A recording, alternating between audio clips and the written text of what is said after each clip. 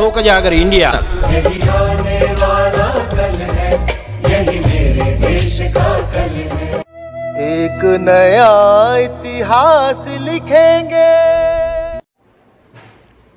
साथियों नमस्ते, मैं हूं ज्ञानेश वाकुड़कर और आप देख रहे हैं लोक जागर इंडिया चैनल। असल में मेन बात यह है कि दिल्ली में अभी साहित्य सम्मेलन हुआ, बहुत बड़ा जलसा हुआ। मराठी में साहित्य सम्मेलन की बहुत बड़ी परंपरा है और ये 98वां साहित्य सम्मेलन था। प्राइम मिनिस्टर ने उद्घाटन किया है, शरद पवार जी स्वागताध्यक्ष थे, मोदी जी और वो डॉक्टर तारा भवालकर जी, इन्होंने कुछ बोला भी है, थोड़ा बहुत हल्का हल्का, क्योंकि आज के ज़माने में कोई बोलता नहीं, हिम्मत ही नहीं करते हैं सत्ता के खिलाफ बोलने की।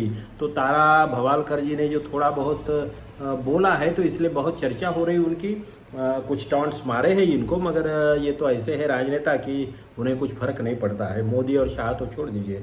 तो मेन बात आज हम बात करें उसी साहित्य सम्मेलन में डॉक्टर नीलम गोरे करके एक शिवसेना की नेता थी। शिवसेना बोले तो जो टूटी हुई शिवसेना है या हमारे शिंदे जी है जो उनकी, एकनाथ शिंदे जो अभी उप मुख्यमंत्री है, तो उनके पार्टी की जो नेता है नीलम गोरे, डॉक्टर नीलम गोरे, और वो अभी विधान परिषद में उपसभापति है।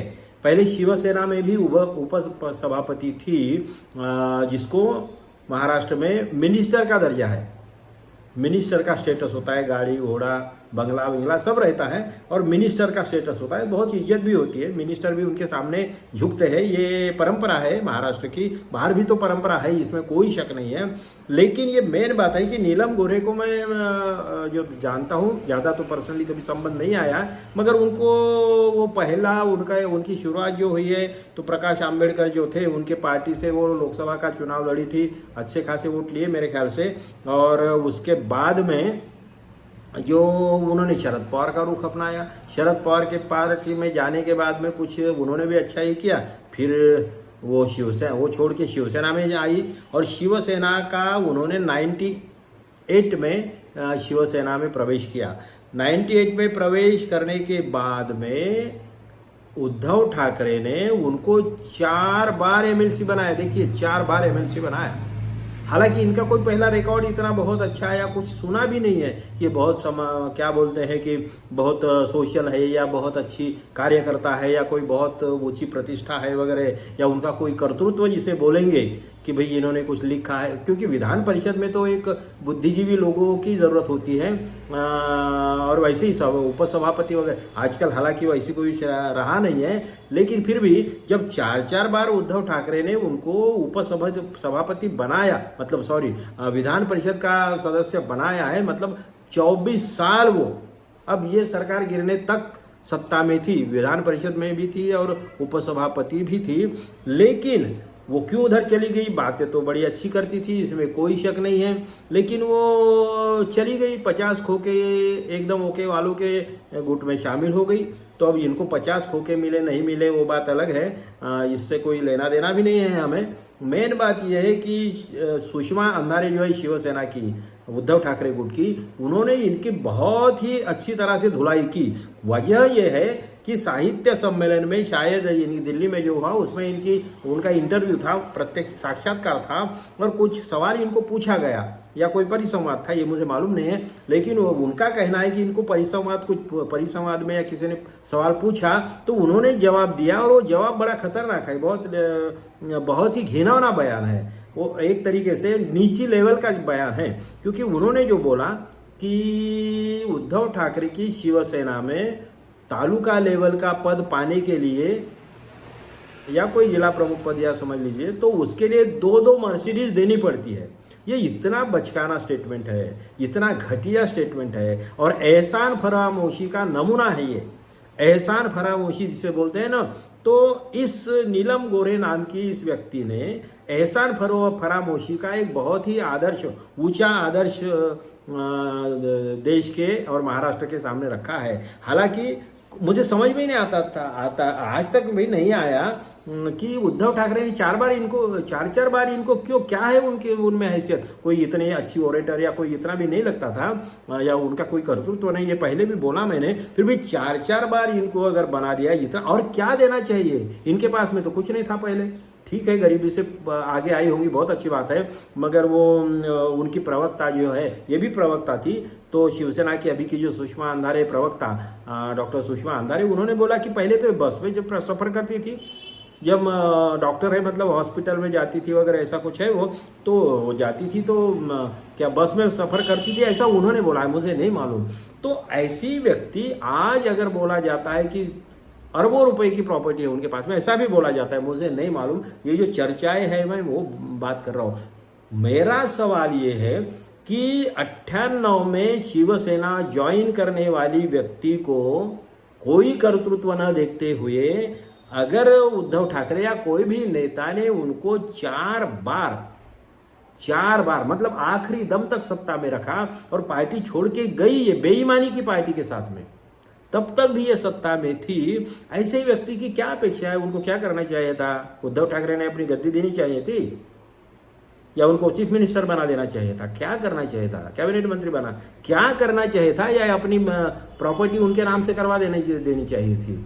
कैसे, कितने घटिया सोच के लोग होते हैं ये, मुझे समझ में ही नहीं आता है। पुरुषों के मामले में तो पुरुष राजनीतिक तो कितने बेईमानी करते हैं वो तो है ही, लेकिन महिला राजनीतिक भी आजकल इतनी घटिया स्तर की राजनीति करती है। कुछ वो जो चित्रा वाघ नाम का एक है और एक नमूना महाराष्ट्र में, उन्होंने भी उनको तो बड़े बड़े पद दिए राष्ट्रवादी कांग्रेस ने। अभी मेरे ख्याल से वो विधान परिषद में है, MLC भी बन गई है। लेकिन चित्रा वाघ जो बोलती थी कि शरद पवार मेरे पिता समान है, मेरे गुरु समान है, मेरे भगवान है, ऐसा भी बोलती थी, मैं उनकी बेटी हूं, और शर्म भी नहीं आती है इन लोगों को कि उन्हीं के साथ में बेईमानी करते हो। ठीक है, ऐसा मैं शरद पवार को बोलना कि वो मेरी बेटी, मैं उनकी बेटी हूँ, वो मेरे पिता है, वो मेरे गुरु है, वो मेरे भगवान है, और फिर उन्हीं के साथ में बेईमानी करते हुए शर्म नहीं आती है इन लोगों को? कोई भी हो, चित्रा वाघ हो या फिर और भी कोई और भी कई लोग हैं, तो छोड़ दीजिए, महिलाओं में भी कई ऐसे हैं। तो ताज्जुब की बात यह है कि आपने छोड़ा भी किस लिए? समझ लीजिए, ऐसा एक आध बार मान लेते हैं कि भाई शरद पवार साहब की गलती हो गई, ऐसा समझ लेते हैं कि चलो शरद पवार साहब ने कोई गलत पॉलिसी नीति अपनाई, इसलिए इन लोगों को पसंद नहीं आया होगा।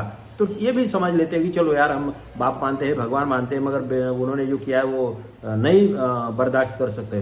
तो फिर आपने हाथ किसका थामा? कोई अच्छे कॉज के लिए छोड़ा? वो पार्टी भी ऐसे छोड़ी बीजेपी के साथ में, जो पार्टी देश को नफरत के आंधी में झोंक रही है, अंगार लगा रही है सारे देश को, समाज को बांट रही है, देश को बर्बाद कर रही, बेच रही है। और ऐसे पार्टी के साथ में, दलालों की पार्टी जिसे बोलते हैं, सारी दुनिया में फेमस है, ऐसी पार्टी के साथ में जाते हो और आपको शर्म नहीं आती है कि ये मेरे पिता है, ये मेरे भगवान है, अभी भी मुझे ये, अरे कितना घटिया। इसी टाइप की नीलम गोरे का भी, जो उन्होंने ये नहीं बोला कि भाई ये पिता है या मार्गदर्शक है, ये तो नहीं बोला, लेकिन ये बोला उन्होंने कि भाई तालुका लेवल के पद लेने के लिए भी 2 मर्सिडीज गाड़ियां देनी पड़ती है। देखिए कितने शर्मनाक बात है यार। फिर इन्होंने क्या दिया, कुछ लोग अभी पूछ रहे हैं उनको कि भाई आपको 9 बार पद मिले, 4 बार MLC मिले और फिर बड़े भी, तो फिर आपने 18 मर्सिडीज गाड़ियां दी होंगी। हालांकि बात यह है, आज ये नहीं है कि पार्टी में क्या होता है, पार्टी जब चलाते हैं तो कुछ फंड्स भी इकट्ठा करना पड़ता है, ये बात भी सच है, और हर पार्टी इससे अलग नहीं है। कम्युनिस्ट पार्टी भी है, वो भी पैसा तो जमा करती है, वो अलग तरीका है, ईमानदारी से करते होंगे, इसमें कोई शक नहीं है। मैक्सिमम तो ईमानदार पार्टियों में वो टॉप की पार्टी वही है। आम आदमी तो कैसी गड़बड़े करती थी ये तो मालूम है, और बाकी कुछ पार्टियां तो बिल्कुल चंदा वसूल करती है, खुलेआम वसूल करती है।